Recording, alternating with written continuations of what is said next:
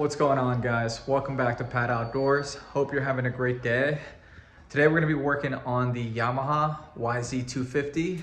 We're just going to be taking off all the old, tired, worn out looking aesthetic pieces and replacing them with newer stuff just to make this thing look a little bit more modern and updated.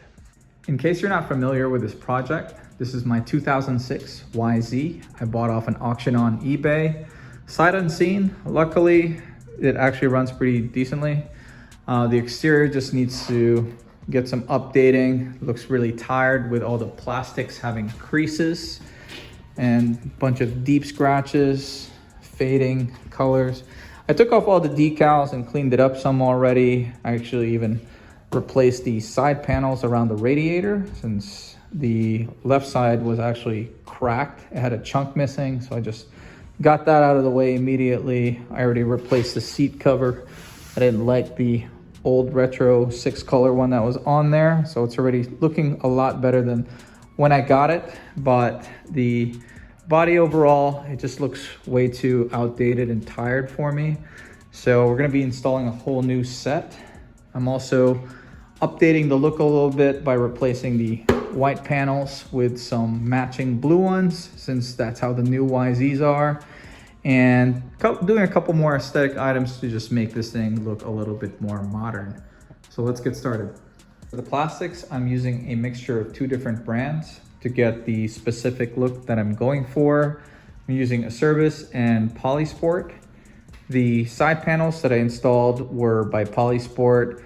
I'm also replacing this older style bar pad and brace for the handlebar with something that looks a little less bulky, more sleek.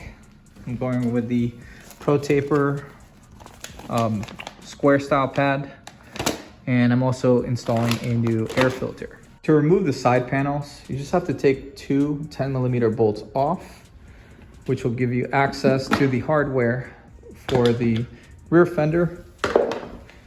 And then to remove the rear fender, you just have to take 2 8mm bolts on each side. Careful not to drop the threaded flat washer on the back side. And then it's 2 more 8mm bolts on the bottom corners. Remove the 2 panels on the sides of the radiators. It's just 2 8mm bolts that bolt on directly to the gas tank, and 1 10mm bolt at the bottom, which is on a bracket on the radiator. To remove the front number plate, you just have to unclip the top loop and then remove the top 8mm bolt here, and then it should be able to pull up. The front fender is very simple. It's just 4 10mm bolts on the bottom of the triple tree.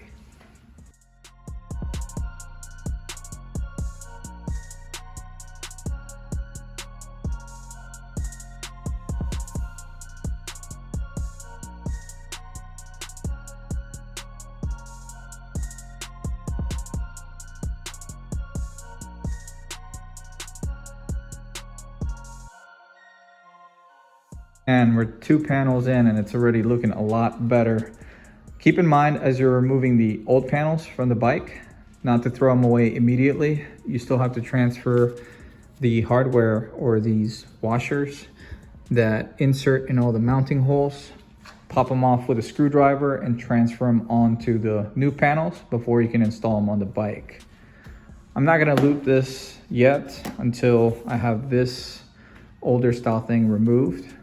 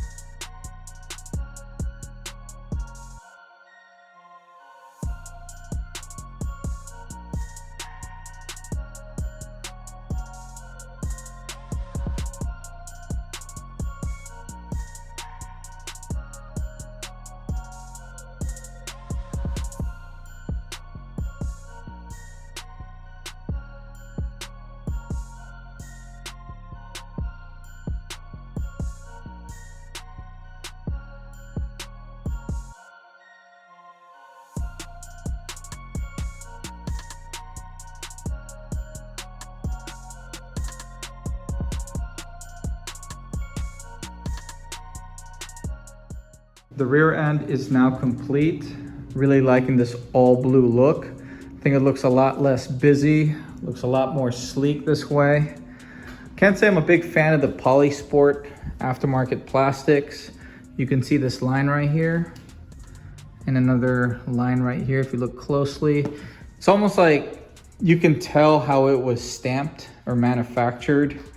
Obviously the OEM stuff doesn't have that, so I'm not a big fan of that. If I were to pick between Polisport and Acerbis, definitely going with Acerbis next time. So I might replace those someday, but pretty happy that all the colors match and it fit okay. Not a big fan. I know I had to massage a couple of the hardware just to get them to pop in and holes to line up with the screws, but overall fit decent.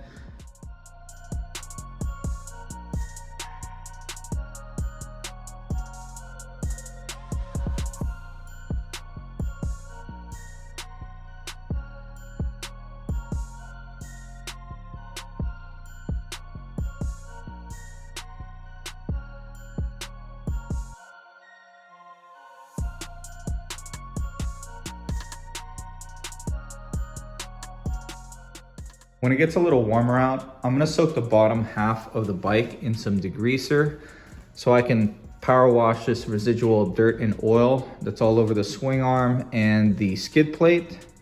Also gonna take some steel wool to clean up this FMF pipe a little bit more, maybe even polish it.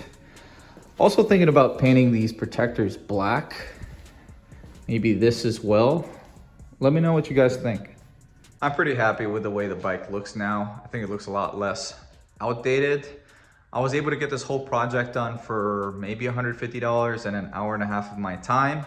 If you are thinking about doing this to your older YZ, I will leave links in the description below where you can get all the parts that's compatible with your bike. If you found this video helpful in any way, do me a favor and hit that like button. If you like this kind of content, want to keep up with some of my projects, such as the YZ, my KLX, or some of my Razor projects, consider subscribing to this channel. But this is gonna be it for today. Thank you for watching.